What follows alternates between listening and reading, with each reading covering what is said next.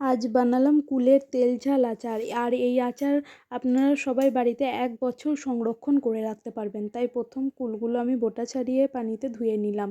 আর একদিকে একটা মিহি পেস্ট বানাবো বলে মিক্সারের জারে কালো সর্ষে হলুদ সর্ষে নিয়ে নিলাম, সেটা পেস্টটা বানিয়ে নিয়েছি। আর কুলটা আমি কেটে নিয়েছি, এটা আটির সহই হবে।